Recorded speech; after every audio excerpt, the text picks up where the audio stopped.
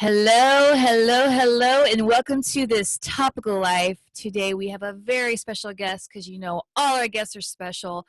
But today her name is Robyn Byleveld. And let me tell you, she is a Texan. Okay. This is so crazy, but this is someone I went to high school with. And she was born with some defects and disabilities. And guess what? I never thought, I was just talking to her. I was like, so what is it that you were born with? What is it that you have or had or what or what? But, she's got a prosthetic leg. It's funny. I never thought when we were teenagers, I was just like, oh, that's Robyn. I wasn't thinking she had a disability. I didn't even know what she had. I was just like, we were friends and that was that. And so, and now we're older and she reached out and was just like, hey, I'd like to tell my story. I was like, heck yes, especially, you know, she's got so much to say about isolation. She's got so much to say about job searches and what she's dealt with her surgeries and all this kind of stuff. And now with COVID-19, I mean, my gosh, this is just a taste of what Robyn's been through. So yeah, Robyn Byleveld, you guys. I'm so glad you're here. Please tell us a little bit about yourself. I know that, tell me something. Well, Tiffany, thank you for having me on your show, first Yeah. of all. And let's see. I'm an art enthusiast. That's kind of my passion, my thing that kept me from going crazy during this whole crazy COVID thing. Being able Yes. to express myself and just kind of relax and stay focused, and it's been a great thing for me. Well, I've noticed that your art, the stuff that you post on Facebook, which I will link this episode to, or link the Facebook page to this episode, but your art is really cool. It's like the marbly, like, is it paint or what is it exactly? I use acrylic paint, but I also use acrylic ink. And Uh-huh. what you do is you mix it with like a pouring medium, which will help the paint flow better and more consistently. And then you pour them, all the colors into one cup, and flip the cup over on a canvas, and then pick up the cup and let the paint run free and wild and do whatever it's going to do. You never know what you're going to get. Well, that's That's kind the of fun part. exciting. It's kind of exciting. Little dopamine effect there. Oh, yes.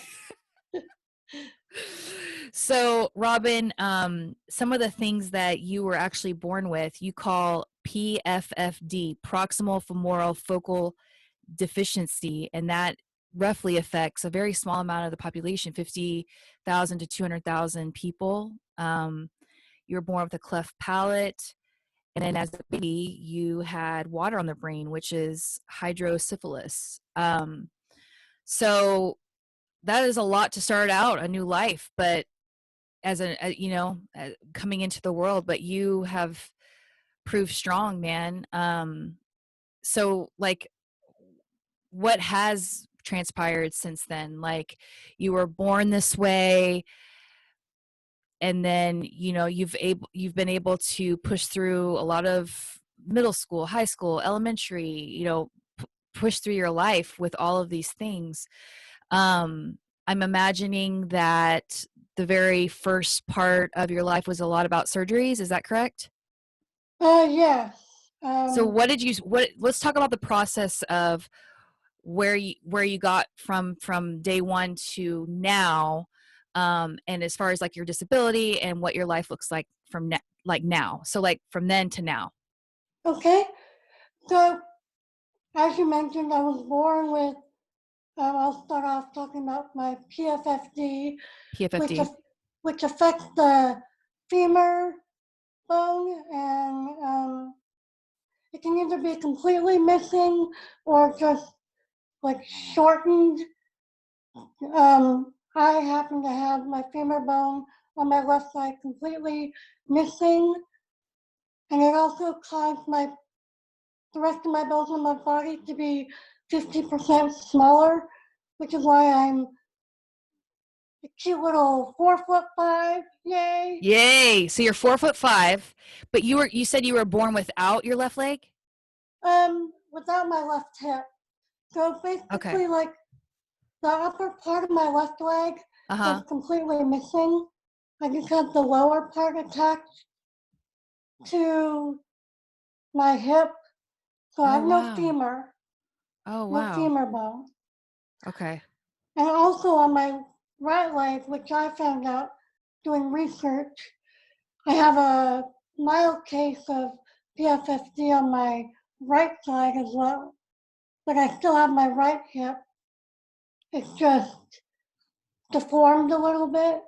It's Mm, not all pretty and perfect. right. Um, but the main thing is on my left side. That affected it mainly on my left side. Okay.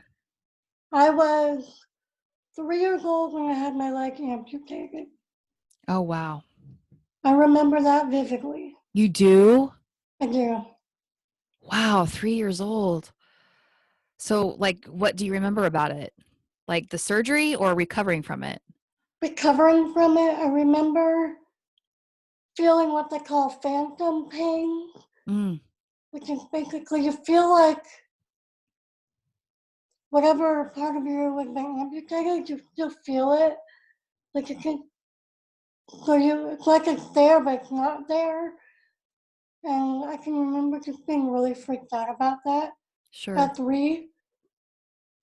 Um, I can remember my dad's boss at the time came to the hospital and he brought me this little tan teddy bear that I still have to this Oh, day. oh, I won't part with it. It's like, I don't sure. know. Yeah. So you had the surgery at 3 and then um you got a prosthetic, right? Yeah. Um, I'm guessing a couple of months later because I was in the hospital for about a week, but then it took several weeks for everything to heal up and for me to be able to get fitted for a prosthetic. Sure. That process is really interesting. I've never appreciated it until I got older. Basically, that process is you go into the prosthesis and they make a plastic or plaster mold of your stump so they can make it fit. And then after that's done, they make a socket that you test out to make sure everything's fit but not too snug where it's painful. And then you have to pick out your foot and your knee and your skin color. I always found that part humorous as I got older. I'm the only person that gets to pick out her foot and Yeah. her skin. I mean, the fact of a sense of humor, I mean, that's all you could do. I mean, oh God, if I could pick out a different toe, man, I've got some funky feet. I got some funky feet. So you did all that yourself, but I mean, at the time you were so little, like you still chose then or? My mom and dad did that when I was younger. Mhm. As I got older, like into my teen years, then I got to enjoy that process. Sure. It's Sure. funny because I have like a color swatch, for like, how paint swatches for Yeah, different colors. I have a color swatch for your skin tones, right. ranging from really, really pale to really, really dark. And I have to figure out, okay, my pale, my medium. I don't know what I am right now, but Right. But that's what you are. You get it figured out. So how many legs or like how many legs have you gone through? oh, probably hundreds. I used to have a, Seriously? yeah. Hundreds. When I was younger, I would grow out of them Oh, really right, fast. right. Okay, yeah. I used to have them all in a box. Uh-huh. I ended up giving them to my practicist here, and she donated them to like overseas to Oh, okay. reuse them. Cool. But I have a funny story to tell you about my leg. Yeah, let's talk about So it. Halloween was always fun in my house. We like to decorate. And my dad was always like, you know, we could use your leg in flower pots for Halloween and scare people. I'm like, no, Oh my gosh. They only no. cost thousands of dollars, I'm sure. Oh, geez. That's funny. Well, so with that, I mean, that was just one part. So you've had the, you know, the legs and all the other challenges, but leading up to now, I mean, from grade school to middle school to high school. I mean, I met you in high school. We were in the same youth group, and I graduated in 99, you graduated in 97.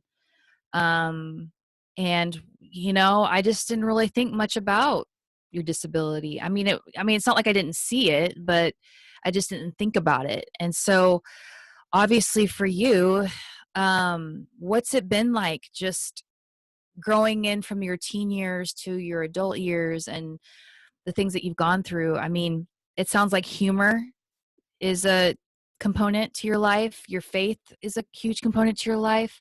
Can you expand on your journey on that? Yeah, I did really well, like in my early preteens. Mhm. Um, it wasn't until I moved to Texas from Colorado and I went into my teen years in a whole different school and figuring out how to make friends. Um, I went through a really rough period where I was very self-conscious, um, didn't know how to make friends or who was going to like me for me or who felt sorry for me. I got really depressed um, sophomore year and the junior year of high school. Kind of rebelled a little bit as well. Got into a bit of a bad crowd, wanting because I wanted to fit in, and apparently for some reason the bad crowd accepted me.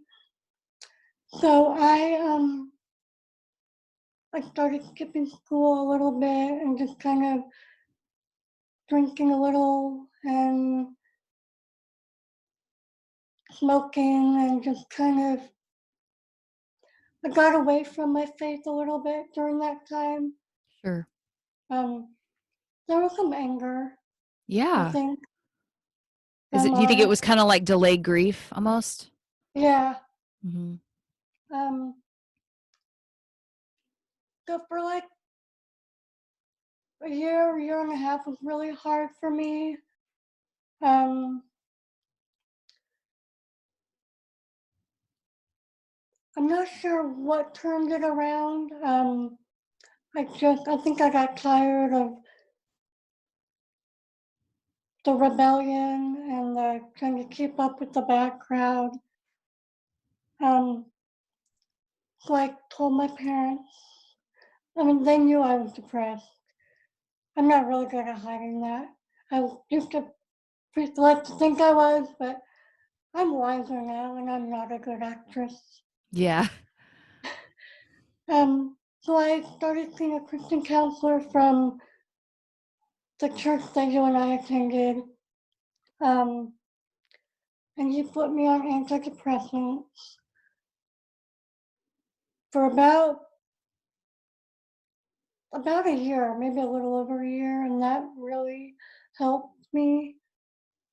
Um, and then I started going back to church and figured out those church people were actually really good for me.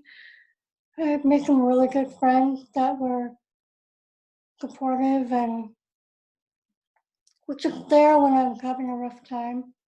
Yeah. because the depression didn't go away overnight. Because to be honest, I still struggle with depression and anxiety to this day, but for different reasons. Sure. I made it through high school in one piece, graduated barely.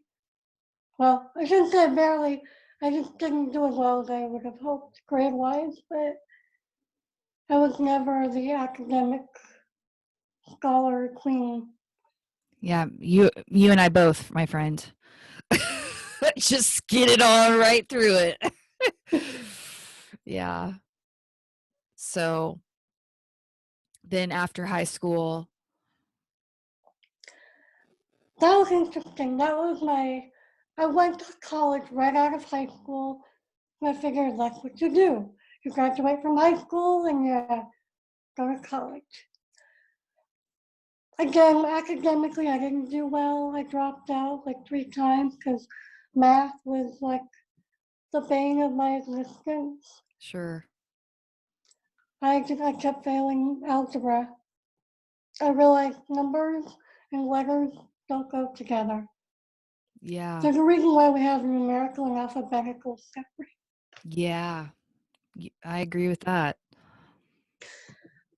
Um, so I basically quit college and worked for a while and tried to save up money and try to figure out where God was leading me.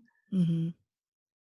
Several years, like I was like 15, well, 12 years, 12 to 15 years after my original attempt at college, I reconnected with a lady that I knew from church, and she was going to community college near where I live. She encouraged me to go back to school, which I did, and my parents initially paid for my first semester. I took 2 classes because I'm like, why kill myself, right? Right. And then I did well and I passed my algebra class, or my first algebra class. And then I thought, okay, I want to take more than 2 classes. But I couldn't afford it because college is not cheap, even community college. So my friend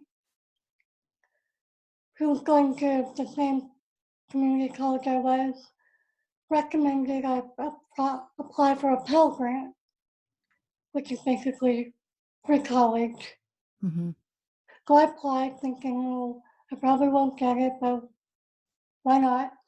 Well, it turns out I got the Pell Grant. I ended up finishing my college, my associate's degree without paying a single penny. That Oh, was a, that was a God thing. yeah. So, and I ended up getting on the dean's list my third semester, and I had graduated, ended up graduating with nothing lower than a C. I mean, sorry, a B, which for me, getting all A's and B's was huge. Yeah, that's amazing. I Congratulations. thank you. I wanted that degree, and I was like, I will do whatever I have to. And my friends were really good. They let me kind of be antisocial for a Mhm. while and focus on that, and I'm so grateful. I'm proud of myself for doing that. For me, that was a huge accomplishment and a confidence booster. Yeah, totally. That's amazing, Robyn. You and so then after college, you're on the job search and you're kind of figuring all that out. What did you graduate with? What was your degree? My associate of art. Okay, got it.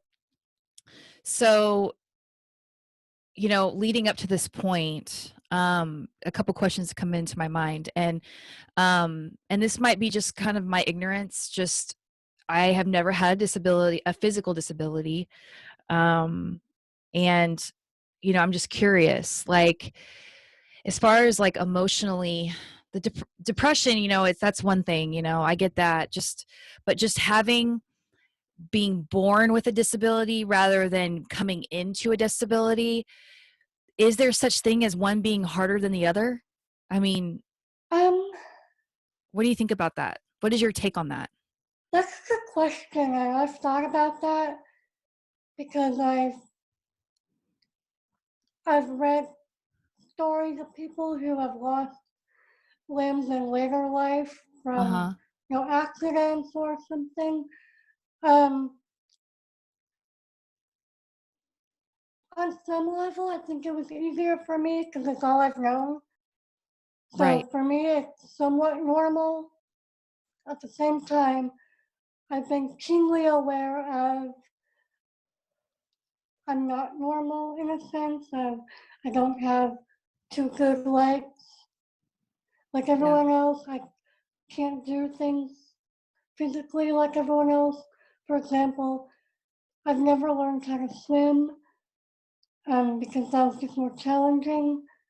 Part of that was embarrassment of taking off my leg in public um, and having people stare at me caused me to kind of back away from that.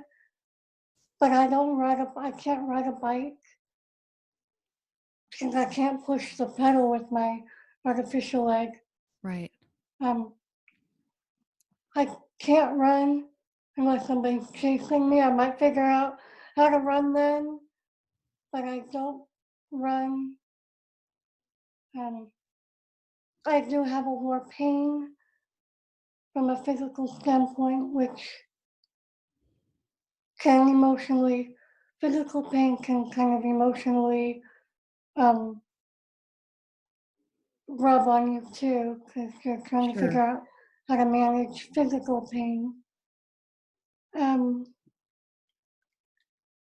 as far as difficulties managing that or just dealing with that, like you mentioned earlier, humor for me is a big part of how I deal with it. I will make fun of myself or make fun of my disability before someone else can Mhm. because it helps me cope with it. Sure. Um, Well, I mean, you have such a lifetime of experience. I mean, so it sounds like whether you're born with it or not, it has its pros and cons both ways. Sounds about the same, honestly, just with the weight of what you have to deal with. People looking. Do you have any stories where, like, people have said something and you've just been like, yeah, I have a disability, or, like, I'm sure people stare or anything like that. But I mean, honestly, like, yours isn't you're for yours, I would think that it was just like it was something that you had something happen to you rather than, like,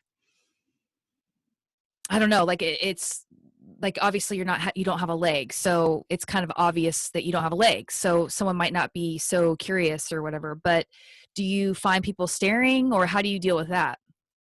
Or is it just like yeah, now it's like, hell, I'm almost like, what are you, like 40? That 42. Oh, you're I'll admit 42. it. I'm And I 42. was just saying this earlier. I was like, she doesn't look any older than we did when we were children, for crying out loud. It's like, Robin, dude, um, you're Thank you. still, I appreciate that. you really do look the same. It's crazy. Um, but back to what was I saying?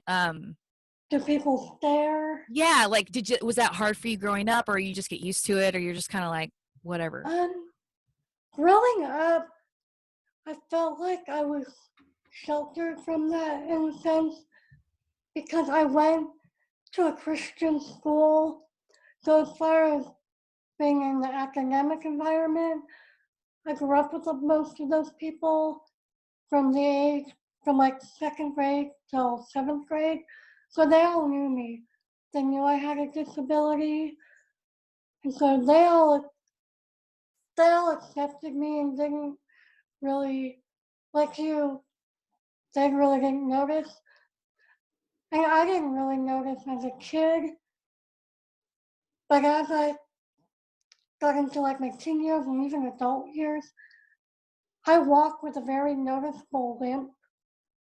And so people notice that and they'll stare at me when I'm walking because of the way I walk. And that makes me feel self-conscious, even though I shouldn't as an adult. I still struggle with confidence and Sure. self-esteem with that. Right. Um, but as far as other than the way I walk, people like you, people don't notice unless I mention I have a prosthetic leg. Like I worked with someone for 3 years, and then my artificial leg kind of collapsed on me at work one day, and I fell. She's like, "Are you okay?" She was like, "Are you okay?" Like, yeah, my prosthetic leg just kind of buckled on me. She was like, "You have a prosthetic leg?" I never would have noticed. No, I Wow. didn't know. Interesting. Yeah. So it's almost like the way I walk is more like I just have a bad hip Right. It's more issue. of an indication if something's wrong than Yeah, your leg. yeah. Right. So now at this point, it's like, so you've been through, you have physical pain, depression, anxiety that you work with, um, some learning things along the way. I mean, and also a physical disability. To top that off, what is something that you would say to a child or an adult who's struggling with any of those things? What advice would you give them? Um, And that's a loaded question. Feel free to just take that in, but as you think that is about a it, good question. yeah. Um, First of all, I would just encourage them to, and I tell myself this too, um, figure out who you are and stay true to that regardless of what everyone else thinks. Um, as a believer, a Christian, someone of faith who started going back to her faith and developing that more, I would say live for God, trust Him, um, let Him define who you are. Um, I'm slowly learning that lesson. Um, that people will have opinions and viewpoints on who I am, but only God gets to tell me who I really am. And Hmm. He's told me I'm His beloved child, fearfully and wonderfully made. My favorite Bible verse ever, Psalm 139. Psalm I 139. I cling to that sometimes. Yeah. Aside from that, I know not everyone believes in God, so they may not get that. Um, but they can still be confident in who they are. And know they're not an accident. Um,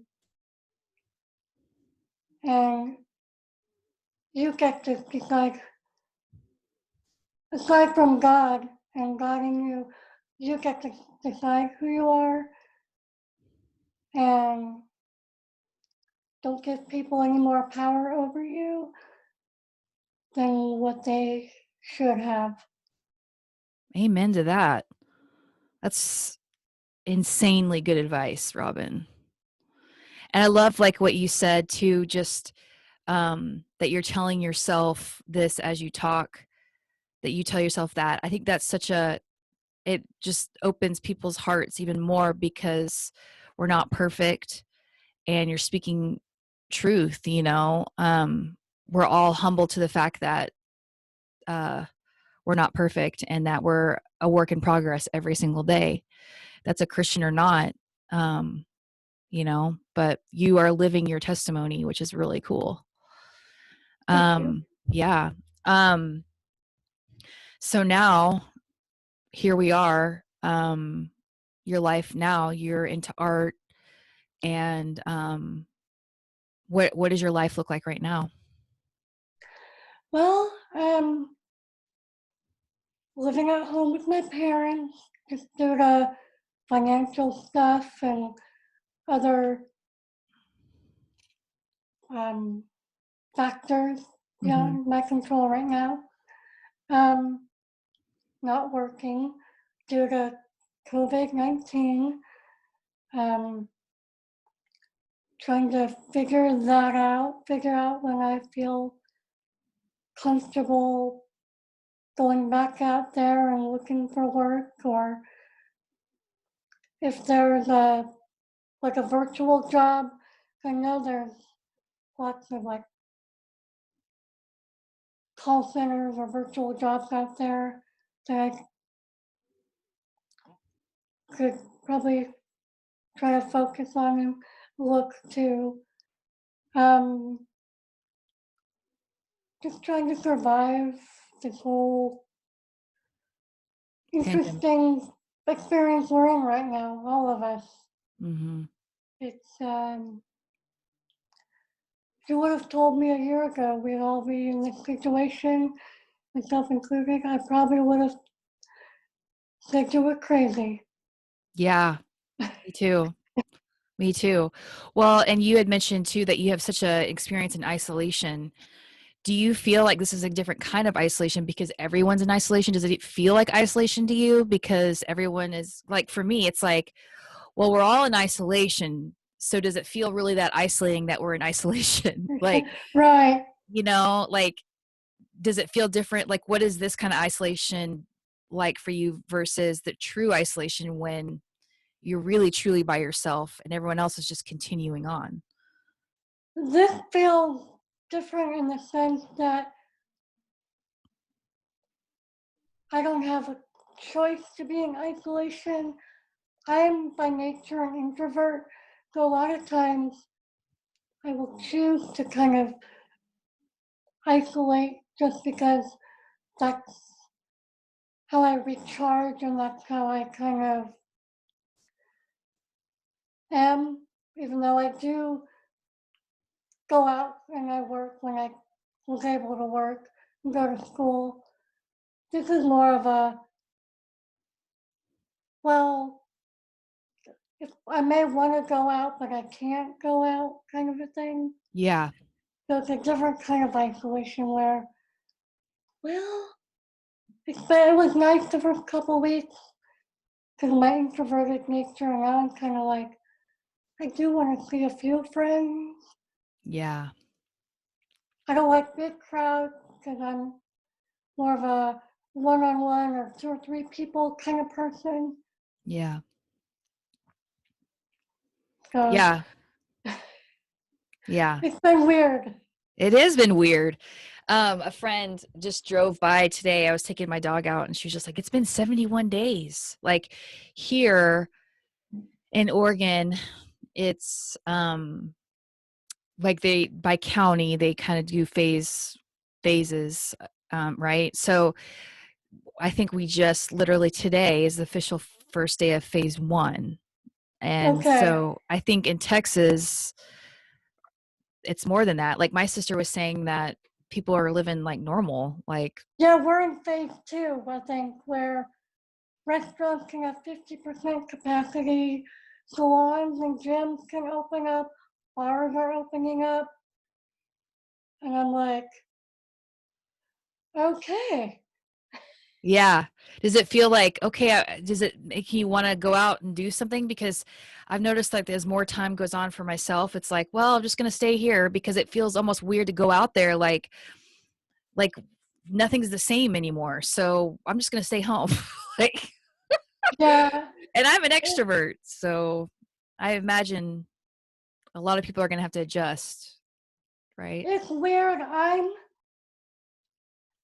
I'm still nervous because I just feel like if we open up too fast, honestly, there could be a wave of it. So I'm Sure. kind of being cautious. Like, let's just see how all those people who go out and have fun do. And then if we have to do this again, I'll be all set because I never went out. Right. Right. I I kind of don't feel the want to same be way. negative, Sure. but I've watched what's happened in other parts of the world where they've opened up too soon and bam, it came back again. Yeah. So I'm like, let's just wait and see, people. Yeah. Take it even slower kind of thing. Well, I mean, even now it's like with the fall, come fall, you bet your bottoms I'm thinking about school and how that's gonna fly Yeah, out and I know. and it's like it ain't looking pretty. I mean, I can't say that for sure. I don't, it's not like I have any inside information, but I do have like this like little things that people say here and here that I'm just kind of like, you know what, the facts don't add up. I mean, if they open up phase 1, phase 2, phase 3, I mean, if they're going this slow, there ain't no way schools are going to be back to rocking, it's going to be something for sure. I feel like, because Yeah, I mean, we're weeks away from summer even being over. And, with all these phases, it's like, well, technically there might not be same kind of schooling, so I'm trying not to think too far ahead on that because that just makes me yeah, go I down. agree But, though. you I, know, I feel like this whole thing is going to change the way we do things. I believe technology is going to be much more prevalent mhm, in schools and like doctor's offices. I feel like there's going to be more video conferencing and stuff. Maybe not 100%. I just feel like people are realizing, oh, we can use technology more. mhm, right. Let's take advantage of it. Yeah. Again, Yeah. I don't want to be a negative Nancy. You're not. No, I mean, this is the stuff that we have to talk about. This is the stuff that's happening. I mean, opinions aside, it's just we're just trying to get through it. I mean, it's not even my husband was showing me a clip of like people being told in stores, to wear a mask and stuff and how people reacted. It was like a blurb of or like on YouTube or something like that where um people like a store was like, "Oh, you can't come in without a mask," and how the people reacted.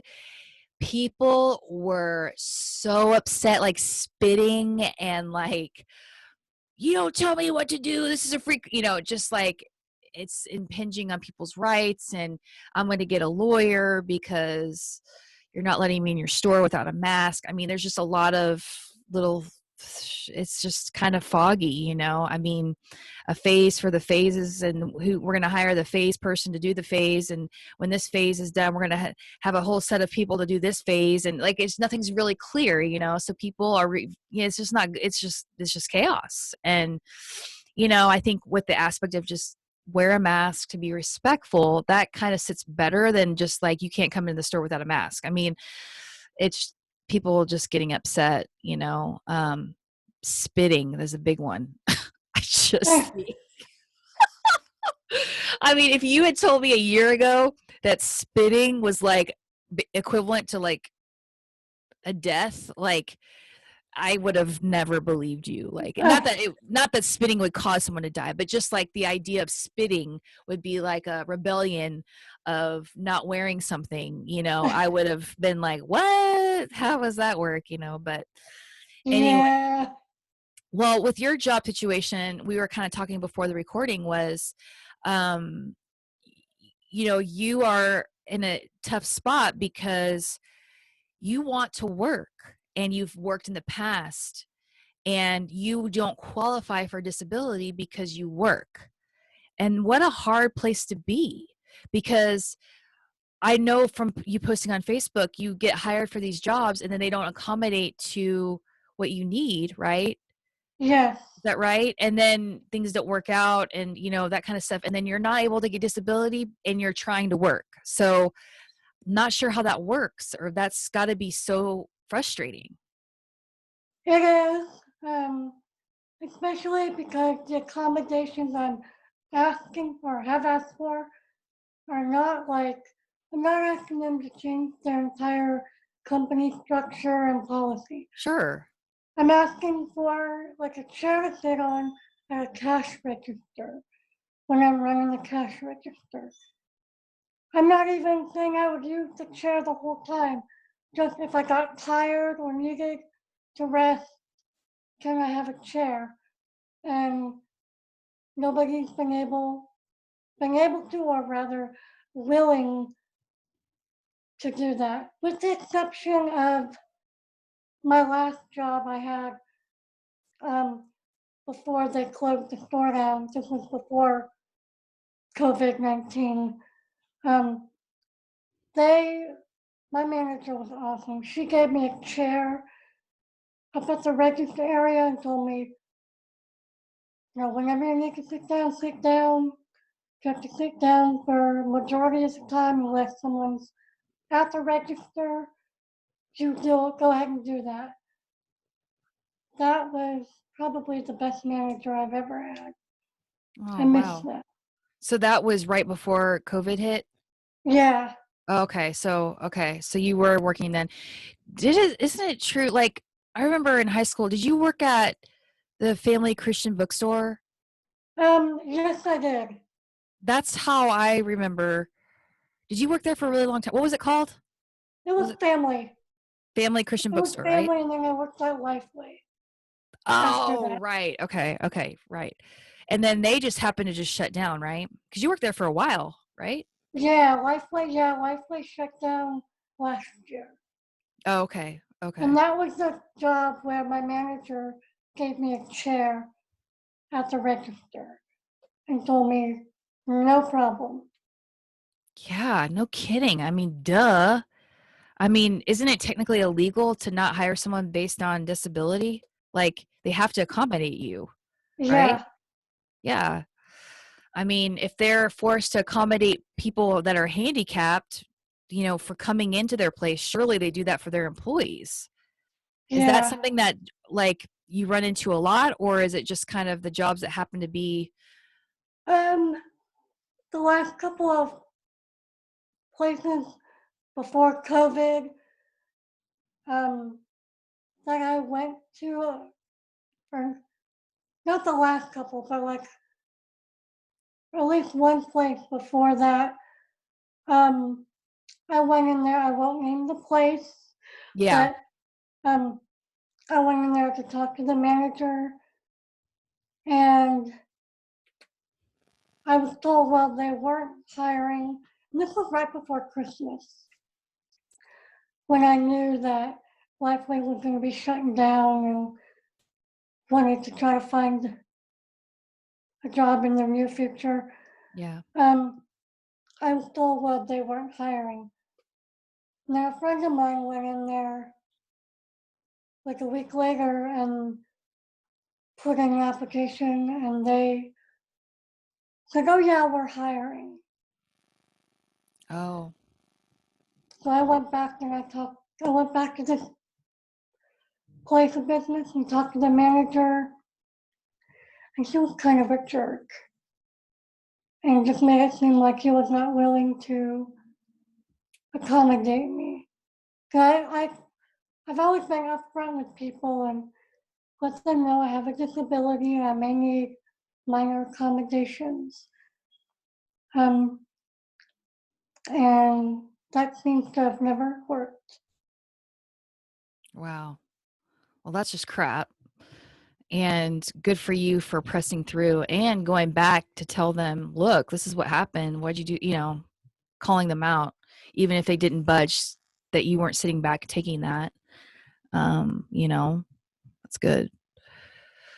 Well, Robyn, I mean, now you're doing your art, you're writing, and everyone seems to be just taking a breather, just to kind of evaluate where they're at. Have you, during this time of COVID for a while, like, have you had any realizations about just your position and just like your life right now?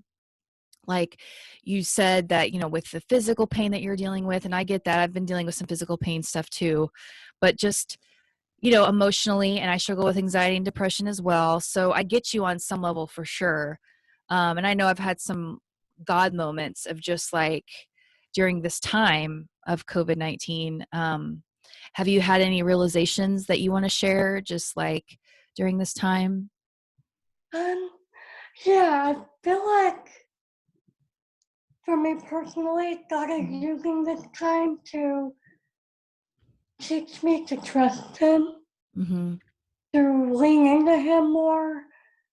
Um, I feel like He's using the anxiety and depression as a way to do that, which may sound weird, but I feel like if I didn't struggle with anxiety or depression, maybe I would feel like I don't have to rely on God so much.